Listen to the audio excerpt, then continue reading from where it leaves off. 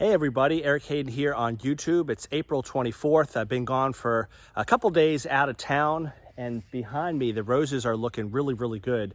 Looking at them, they're probably about 50% of peak bloom. I mentioned we're April 24th. We're still looking probably at peak bloom the first or second week of May. But just a difference in the last couple days with temperatures in the near 80 degree and really well into the 60s at night, things are popping open. We're gonna do two things. I'm gonna try to link it in this video, a video that's just as long, but without me talking, kind of going rows to rows. You can kind of sit back and listen to natural sounds and check out the rose garden. This one, I'm gonna talk just a little bit because there's some pretty neat things in the garden. We have a couple sports to show you. We're gonna talk about that. We're gonna show some damage, some thrip damage that we have, but overall the rose garden is looking really good. And if you followed us, we mentioned having some canker issues earlier in the year. We'll kind of show you a glimpse on what has happened to some of the roses and how it has affected them, and others are doing pretty well. But overall, the rose garden is looking pretty good. Here on the right is Hot Princess, always one of the stronger growing roses. Randy Scott, also another strong growing rose. These both a little harder to get in commerce, but beautiful white blooms on the Randy Scott. Usually large white blooms. Can attract thrips in our area, but I mean, you can't beat that. There's no filter on this, no magic. Been gone for a couple days and it looks like that. Red rose that I recommend, doesn't have much fragrance to it, would be Veteran's Honor. Really nice red rose. A lot of these have double centers for some reason. I haven't planted a ton of or put down a ton of nitrogen, but it just happens sometimes. But the thing you'll notice, I'll contrast it to Mr. Caleb here in a couple minutes. We've had some rain and some wind and just a lot of substance in the roses themselves. So just no blemishes on them, a lot of substance, long vase life. So if you're looking for a red rose, always recommend Veteran's Honor. Should be pretty easy to get. And then if you want fragrance, one of my go-tos is Mr. Lincoln, kind of the opposite of Veteran's Honor in terms of it opens up really quickly, but it has fragrance. This is a great example of a florist rose, real nice long stems. Look at these leaves. This is Hot Princess. Usually has a spiral shape to it like that. I mean, again, that is fantastic. I noticed something going on with some of my leaves here. You can see how dark some of these are, and some have some discoloration in the veins. That can mean a mineral deficiency on some of them, but this is just a sign. If you watch one of my videos, I mentioned if there is some leaves that just don't look right, maybe some dieback on them. We've got some canker down on some of these plants, and it's just showing its head right now. So I might have to prune some of that out. It's nothing, the canker itself will spread, but it's the leaves are just kind of giving me a tip of that. If you look real carefully, Mr. Bunny likes the rose garden as well. He usually doesn't bother the roses too much. Only thing I have to get on him or her about is if I get some basil breaks. Sometimes he or she, I don't know, will kind of nibble at them. This is an example of a sport, or actually, I don't think Marlin's Day is. This one I can't remember, but it's either a sister to Moonstone. I'll show you coming up. I can't remember. I think Marlin's Day is. It's got usually a little bit more white in it than Moonstone, but you can see this time of year, it's got a nice pink hue to it. So this is Marlin's Day, really nice, but you can see similarity to Moonstone with those leather-like leaves. I think a descendant to Moonstone is Crystalline. You can see the leaves here. This is a white rose, a florist rose, way back in the trade. Really nice one. This is an example of sometimes you may just want to grow certain roses for your climate. I don't want to mess with this bunny too much, but a Firm is a beautiful pink. I just love this pink. I love that the blooms are gigantic. I don't know, I have a pretty normal size hand, but you can see how big that bloom is compared to my hand. Just gigantic, lots of petals. But you can see the issue. You can see the brown spots on them. And if I open this up, I'm sure I'll see some of my nasty little friends. Let's see, you'll see some thrips. I don't know if you might see one right there crawling around. So we get thrips pretty bad here. We have a lot of ag going on, cotton, and you can see them, just look at all of them, just all going around. So I'm not doing rose shows as much anymore. Even when I was, it was pretty hard to stay ahead of the thrips in this area. So if I had to do it over again, and you can just see how discolored the rose gets, I would probably not grow this in my area, because you contrast that with that Veteran's Honor, that they seem to be attracted to the lighter color roses, but I just don't want to have to deal with that. I'll spray once every couple weeks for black spot, and you can see my roses are flawless. Mr. Bunny looks like he's wanting to set up shop there. He's found a good home. It's interesting that the mourning doves and the bunnies seem to like the rose garden. We have a lot of hawks here, and I think they feel pretty safe from predators with all the thorns around them. So we'll leave him alone. But the garden is looking pretty good on that side. But I did want to show you some examples of the thrips, and also the example of the canker kind of shown on the leaves. I showed you Marlin's Day. This is Moonstone, the more popular one that you can find in tray. Moonstone is the main one, and Marlin's Day is a sport, but you can see very similar on the leathery leaves. What a sport is a genetic mutation, and I just love this one here. On the left, I just love this example, is Folklore. That's the original rose. It is an orange rose from the 70s, Cordis. It's very, very nice rose. The sport of Folklore, which you can clearly see in the background, is orange. You can see that is contrasted with this apricot color. This is European Touch. European Touch is the sport of Folklore. So similar growth. It's not growing as tall this year, but you can obviously see the color difference. Orange is the original, apricot is the sport. The story behind that is European Touch grew in my father's garden, won third place in 2015 of the national show, fall national show in Syracuse. I actually took first, second, and third, but European Touch, this one won. The master, the main mother plant, was moved back to Maryland. I took a cutting, rooted it, and that's what you have right here. This is a copy from my dad's garden. One day I went out, I had an orange rose on my European Touch. It had reverted back to the original. I clipped it, potted it up, rooted it, and then I have a copy of that. So kind of neat lineage there. But again, the bottom line is on the right is the Folklore, which is the original variety, and then the sport right there. We'll kind of move on to the fragrance garden. Most of these in here, other than the ones I just mentioned, are fragrant. This is Secret. Kind of neat to see the stages from bud form to exhibition form, which is about a quarter to a third open, to fully open. It's not growing for me as well.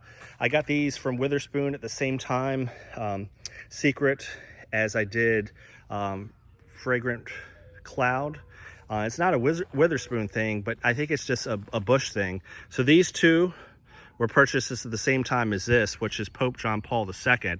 This is one I would get. It can ball up sometimes on you and look like that when you've had some rain. But look at all those white blooms, and there's a citrus fragrance to them. So they're not only are they pretty, but when they don't ball up like that, they look like this, just about as big as Randy Scott.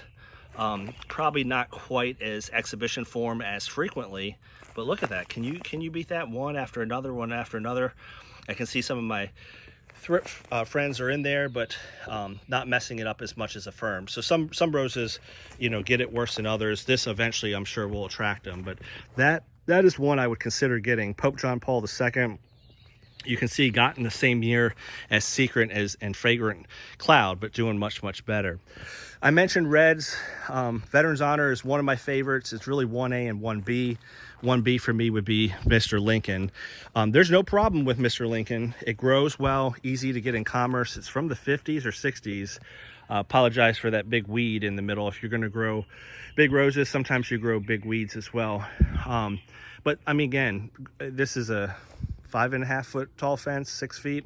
You can see it's April 24th, and it's growing really, really well. The only issue with it is it will go from this, which is a nice, quarter to a third open bloom, to this very, very quickly, especially if you have a hot day. The stamens are really pretty. Sometimes I would win open blooms with this, because the stamens in the middle are bright yellow. But I wish this was a scratch and sniff video.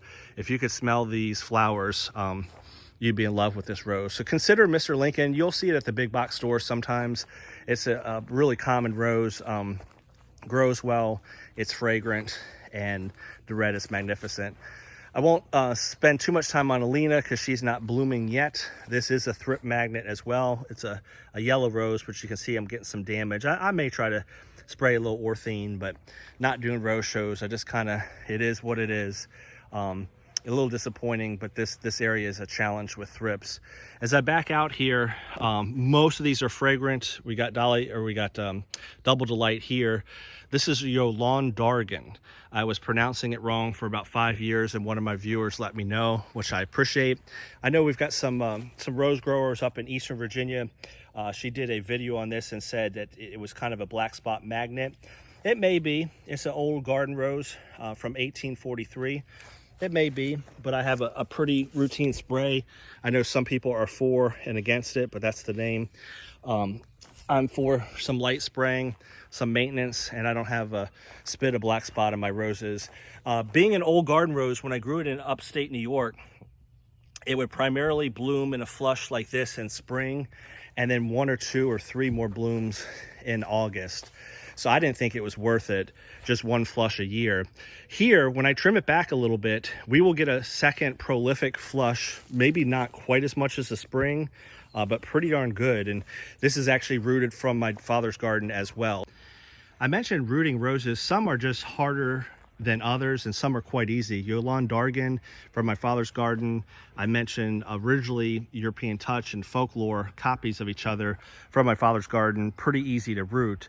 Others I have not had success with, so it just depends on that. I'm going to show you a lot of different things. This is just a regular backyard garden. We got some roofing shingles over there, wheelbarrow, so I show you a little bit of everything.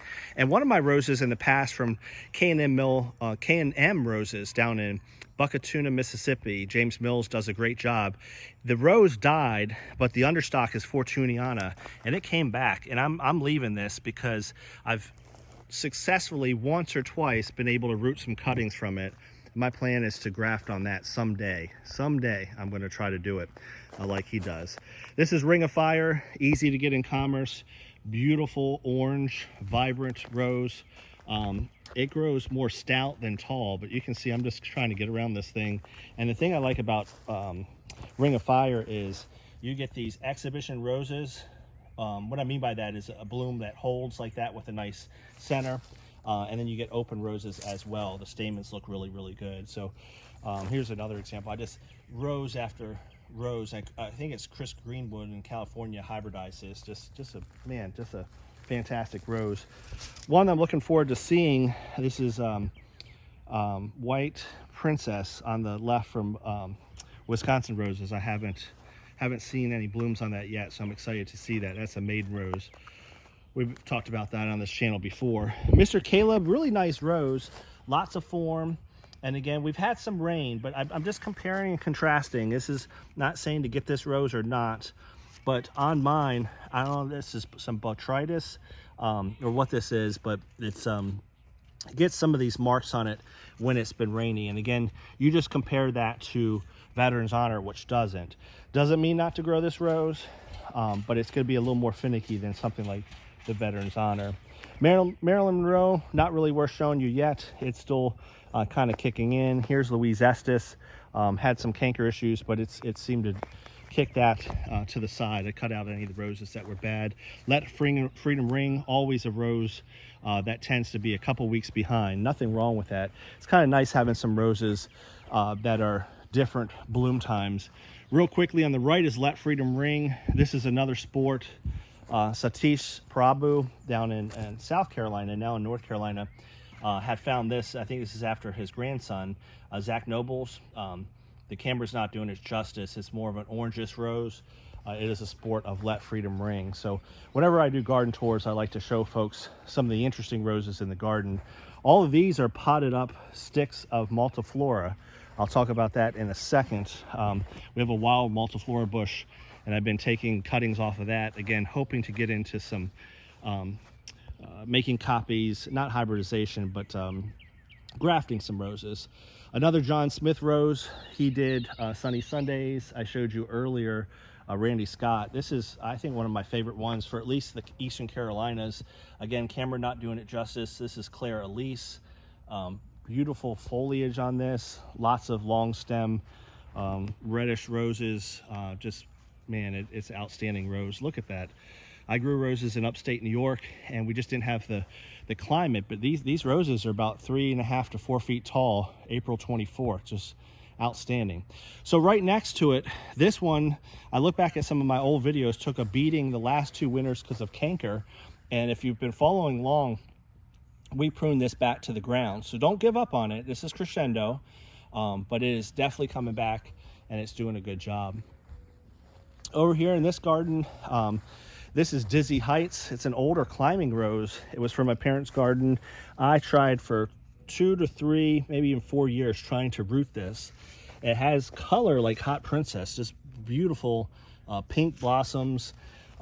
This is in its 2nd year. This came as a maiden from Wisconsin Roses, Steve Singer. Reached out to Steve. I said, hey, I've tried to root this year after year, and it's finicky. So you can send material to Steve, and he will graft you that variety. So if there's a old rose that has some family history to you, or one that you just like, send it to him. And this is great. Pink colors. It's a climbing rose, and this 2nd year, I think it is, this is going to really leap out of the ground for sure. Blackberry bushes are doing good. Blueberries not as much, but that's all right. We'll end with some of the stuff that's toward the deck. I mentioned, I think the prior owners had a rose bush that died, and the understock came back. This is multiflora, considered invasive for most of the country, and you can see why. I keep hacking this back. I do leave it. One of the reasons why it's so invasive, you just cut it back, and I took some pencil width sticks and just threw them into a pot, and pretty much all of them took. With Fortuniana and some of this other stuff, I have it under a mister. It is real finicky. It's hard to get to root. This stuff, man, there's Mr. Rabbit, just threw it in a pot, and it's doing just fine. So there's some of it in the pot now. My plan is to try to graft on to it. These aren't tall enough, but I did some that were very, very tall, and I was contemplating doing like a tree rose with those. So we'll see. I have been quite successful with grafting in the past. So for now, I'll leave it to the experts. These are some maidens that came a week ago from Steve Singer. WisconsinRoses.com. WisconsinRoses.com. The whole general gist of it is he's got exhibition quality roses, or you can send him material. He will graft it onto multiflora, the root, the shank of it. That's this variety here, which is Cajun Sunrise. It comes with a bud eye that's grafted. Once it starts to sprout out, or the leaves on the multiflora start to develop, you just chop that off. So now this variety is grafted onto multiflora. So we've got Dublin here. You can see different progression of it. This one is Mohana, might be saying that wrong. This is a Florist Rose, and one that's really coming along, this is Hot Princess. One of the advantages, you can get a great rose from him, a lot of which I showed you, Louise Estes. So I can't think off the top of my head, but some of them that I've got in the garden are from him. You get good varieties. You get it like this. This will grow in probably about mid to late summer to multiple canes, something that you would get in like the bare root form, but growing it in a pot, upping it in a pot size, and straight into your garden, you have a lot less plant shock from it. So I know this video is getting a little long, so I'll wrap things up. I'm going to link to another one that's just a tour of the garden without me talking, but I wanted to point out some of those things. We took a look at thrips, showed you some maiden roses, the multiflora roses. We also showed you sports in the garden, Marlin's Day, Moonstone, Let Freedom Ring, Zach Noble's, Folklore, and also European Touch. And we showed you some really good looking roses, the white one, Pope John Paul II, very fragrant, Mr. Lincoln, to name a few. As always, we'll be increasing these videos as the roses are in bloom. Best thing you can do to support this channel is to share with others and get the word out there. I appreciate it. Have a great day.